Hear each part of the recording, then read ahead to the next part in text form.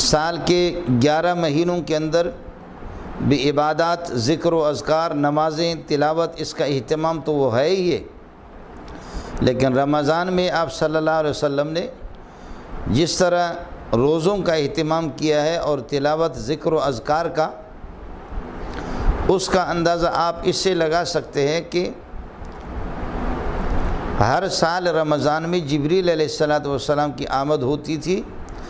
ایک مرتبہ جبریل علیہ السلام پیارے پیغمبر صلی اللہ علیہ وسلم کو قرآن سناتے اور کوئی پارہ سناتا، دوسری مرتبہ رسول پاک صلی اللہ علیہ وسلم آپ کو سناتے۔ جبریل کے ساتھ مل کر کے رمضان میں 2 ختم تو آپ اس طریقہ پر نکالتے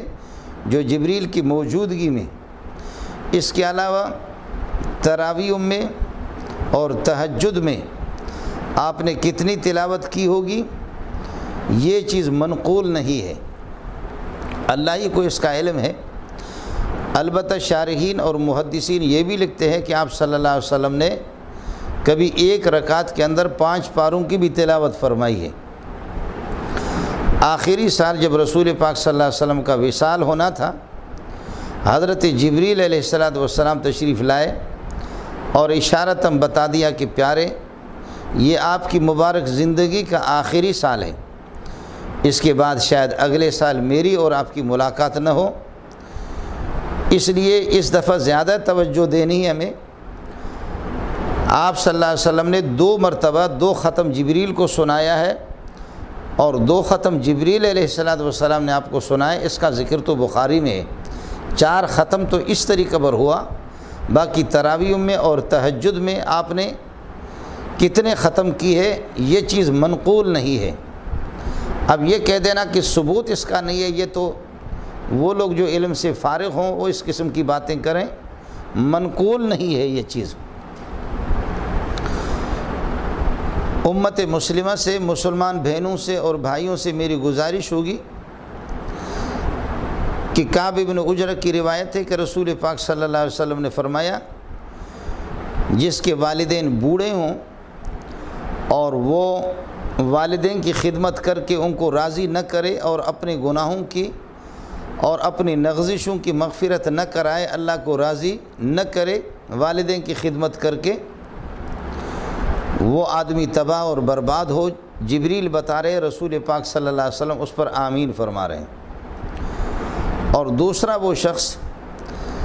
کہ آپ صلی اللہ علیہ وسلم کا ذکر مبارک اس کے سامنے ہو اور وہ اتنا بخل سے کام لے کہ آپ کو درود نہ بھیجے، اس کی بھی تباہی ہو۔ جبریل بد دعا دے رہے ہیں اللہ کی طرف سے اور پیارے پیغمبر صلی اللہ علیہ وسلم اس پر آمین فرما رہے ہیں۔ تیسرا وہ شخص کہ رمضان المبارک کا مہینہ آ جائے اور حاضر ہو اور وہ شخص روزوں کی اور تلاوت اور ذکر و اذکار اور استغفار کا اہتمام نہ کرے، اپنے پروردگار کو راضی نہ کرے، اپنے گناہوں کی بخشش نہ کروائے، یہ بندہ تباہ ہو۔ اس پر بھی پیارے پیغمبر صلی اللہ علیہ وسلم آمین فرما رہے ہیں۔ مجھے اور آپ کو اس کا اندازہ کرنا ہوگا اور سوچنا ہوگا کہ اللہ کا حکم ہے اور پیارے جبریل علیہ السلام اس بد دعا کو نقل بھی فرما رہے 3 قسم کے ان اشخاص کے لیے، اور حضرت اقدس صلی اللہ علیہ وسلم اس پر آمین فرما رہے ہیں۔ جہاں اللہ کی پھٹکار ہو، جبریل اس کو نقل کرے اور پیارے پیغمبر صلی اللہ علیہ وسلم اس پر آمین کہے، اس وعید کے تحت جو شخص آ جائے اور وہ شخص پھر یہ سمجھے کہ میری مغفرت ہوگی، میں بچ جاؤں گا اللہ کے قہر سے، اللہ کے غضب سے، شاید یہ ہے کہ جب تک وہ توبہ نہ کرے تو رمضان کو اس طرح نظر انداز کرے، رمضان کی کوئی اہمیت اس کے سامنے نہ ہو، شاید یہ ہے کہ وہ راندے درگاہ ہو اور توبہ کی توفیق بھی اس کو نہ ملے۔ اس طرح گناہ کرتے کرتے رمضان میں خاص طور پر جو اللہ کو للکار رہا ہے اور اس فریضہ کو للکار رہا ہے، یقیناً وہ اللہ کا ایک بہت بڑا باغی ہے۔ اس لیے ہم انسان ہو کر کے بحیثیت انسان اور مخلوق ہو کر کے خالق کا مقابلہ اور اللہ کے احکام کو نظر انداز کرنا، للکارنا ہمارے لیے بہت ہی مشکل ہوگا۔ بہنوں سے اور بھائیوں سے گزارش ہے جتنا بھی زیادہ سے زیادہ ہو سکے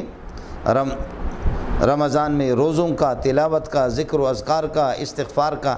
اور صدقے کا اس کا زیادہ سے زیادہ اہتمام کرے. اپنے قرب و جوار کے جو آپ کے ہمسایہ ہے, جو آپ کے عزیز ہے, بعض ان میں سے برسر روزگار نہیں ہے, محتاج ہے, ان کو افطار کرانا. آپ اگر ان کو افطار کرائیں گے, جو روزے دار کو افطار کراتا ہے تو جتنا روزے دار کو ثواب ملتا ہے اتنا ہی ثواب اس افطار کرانے والے کو بھی ملے گا. چاہے وہ اگر یہ ہے کہ اعلیٰ قسم کے کھانا کی گنجائش نہیں رکھتا, اعلیٰ قسم کی چیزیں اس کو کھلا نہیں سکتا, اور دودھ کا ایک گھونٹ اور پانی پر اگر افطار کراتا ہے, کھجور کے دانوں پر افطار کراتا ہے, اللہ پاک اس کو بھی جتنا وہ روزے دار کو ثواب ملتا ہے اتنا ہی ثواب اس بندے کو بھی ملے گا. اور حدیث میں یہ ہے کہ ہر ایک کا ثواب مستقل ہوگا, روزے دار کا اور افطار کرانے والے کا, دونوں میں سے کسی کی ثواب میں اور اجر میں کسی قسم کی کوئی کمی ہوگی بھی نہیں. اللہ پاک نے اس مہینے کو خصوصیت کے ساتھ اپنی طرف نسبت کر کے حدیث میں جیسے فرمایا الصوم لی وانا اجزی بہ, وفی روایت الصوم لی وانا اجزا بہ, روزہ خالص میرا ہی ہے اور جو روزہ رکھتا ہے اس کا بدلہ میں اللہ خود ہی دیتا ہوں, باقی اعمال کو فرشتے لکھ ہی لیتے ہیں. روزے کو اپنی طرف, حالانکہ ذکر و اذکار, تلاوت, زکوٰۃ ہے, حج ہے اور دیگر اعمال ہے, وہ سارے عبادات تو اللہ ہی کے لیے ادا کی جاتی, لیکن رمضان کے روزوں کا اور روزے کی اور رمضان کے مہینے کی اہمیت کو ظاہر کرنے کے لیے اللہ پاک نے خصوصی طور پر اس کی نسبت یہ ہے کہ اپنی طرف کی ہے. اور ساتھ ساتھ یہ بھی رہے, میری گزارش ہوگی کہ ہماری آمدنی کے اندر بھی کچھ ظاہر کہ حرام کی آمیزش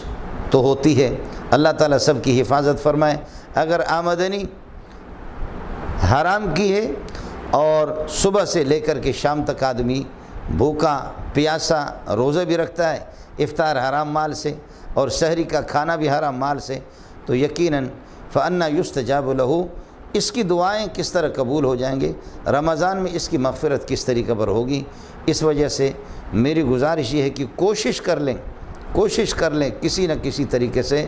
کہ اس رمضان کے مہینے کے لیے کم از کم حلال کمائی ہمارے پاس ہو جس میں افطار کرنا, اور اس حلال کمائی سے اپنے بچوں کو افطار کرانا اور سحری کا کھانا رمضان میں تو کم از کم اس کا اہتمام ہو. کوشش کر لیں تو یہ کوئی مشکل نہیں ہے, اور اس لیے کہ بھوک اور پیاس کی تکلیف برداشت بھی کر رہے ہیں اور ساتھ ساتھ پھر یہ ہے کہ ثواب بھی نہ ملے, تو پھر یہ ہے کہ ظاہر ہے کہ اس سے بڑی محرومی اور اس سے بڑی بدبختی کائنات کے اندر انسان کے حق میں کوئی اور متصور نہیں ہے. اور ساتھ ساتھ اس کا بھی اہتمام گزارش ہوگی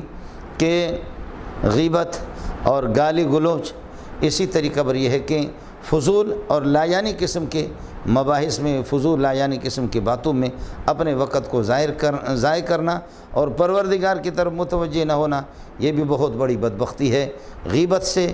زیادہ اور اس طرح بہتان تراشی سے, الزام تراشی سے, فضول لایانی قسم کے گپ شپ سے, اس سے اجتناب کرے. من لم یدع قول الزور والعمل به فلیس للہ حاجۃ ان یدع فی ان یدع, ایک روایت میں ان یدع طعامہ و شرابہ, جو آدمی جھوٹی بات اور جھوٹی باتوں پر عمل کرنا اس کو ترک نہ کر دے, اللہ کو کوئی ضرورت نہیں ہے, وہ اپنا کھانا پینا ترک کر کے اپنے آپ کو بھوکا اور پیاسا رکھتا ہے, اس کی ضرورت کیا ہے. اس وجہ سے مشکل نہیں ہے, غیبت سے بھی آسانی سے اجتناب کر سکتے ہیں, الزام تراشیوں سے آسانی سے اجتناب کر سکتے ہیں, بچ سکتے ہیں. کوشش ہونی چاہیے, اللہ آپ کا حامی ہو. اور جن وباؤں کے اندر اس وقت امت مسلمہ اور جس قسم کے مشکل مراحل میں یہ امت پھنسی ہوئی ہے, گزارش ہوگی کہ مائیں, بہنیں, بیٹیاں, بوڑھے جو مستجاب الدعوات ہوں, اور نوجوان اور ہر قسم کا بندہ ہم میں سے اللہ کی طرف متوجہ ہو کہ امت کہاں یہ ہے کہ کس عذاب میں یہ ہے کہ پھنسی ہوئی ہے. اس سے بڑا عذاب ہمارے لیے کیا ہوگا کہ حرمین شریفین بھی بند ہے, حرمین شریفین میں بھی نمازوں کا اہتمام نہ ہو, حرمین شریفین میں بھی اب تراویح کی بھی اجازت نہیں, اور اگر وہ ہے تو گھٹا کر کے غیروں کے اشاروں کے مطابق اس کو یہ ہے کہ 10 کر دینا. یہ بہت امت کے لیے ایک بہت بڑا مسئلہ ہے, المیہ ہے. ہمارے سابقہ یہ ہے کہ امتیں ہم سے پہلے جو نسلیں گزر چکی ہے, شاید انہوں نے اس قسم کا خطرناک مرحلہ نہ دیکھا ہو, اور اس قسم کی یہ ہے کہ حالات کا انہوں نے مشاہدہ نہ کیا ہو، یہ ہماری پتہ نہیں کیا بدبختی ہے، کس طرح ہم امتحانوں سے دوچار ہو رہے اور آزمائے جا رہے۔ ربنا ولا تحملنا ما لا طاقت لنا به واعف عنا۔ جب مسجد حرام بھی بند ہو، مسجد حرام کے اندر بھی اب وہ عبادت اور ذکر و اذکار اور تلاوت اور تراویحوں کا اہتمام نہ ہو، مسجد نبوی میں بھی نہ ہو، اور وہ دسترخوان حاجیوں کے لیے بھی نہ لگیں، اور وہ سخاوت عربوں کی وہ بھی بند ہو۔ اللہ ہی اس امت کی حالت زار پر رحم فرمائے۔ امت کے لیے دعا کریں گے، امت کے حق میں وہ دعا نہیں ہوگی، دعا آپ کے اپنے حق میں ہوگی، آپ کے اولاد کے حق میں ہوگی، اور آپ کی یہ کہ عزیزوں کے حق میں ہوگی، آپ کے مرحومین کے لیے دعا ہوگی۔ دوسروں کے لیے دعا جتنے کریں گے اس ضمن میں اللہ پاک آپ کی اپنی دعائیں بھی قبول فرمائیں گے۔ امت مسلمہ بہت مشکل مراحل سے گزر رہی ہے، امت مسلمہ اور امت محمدیہ بڑی آزمائشوں میں پڑی ہوئی ہے۔ اللہ آپ کا حامی ہو، اللہ آپ کا ناصر ہو، مجھے اور آپ کو زیادہ سے زیادہ رمضان المبارک کے انوار اور اس کی برکات سے استفادہ کی توفیق نصیب فرمائے۔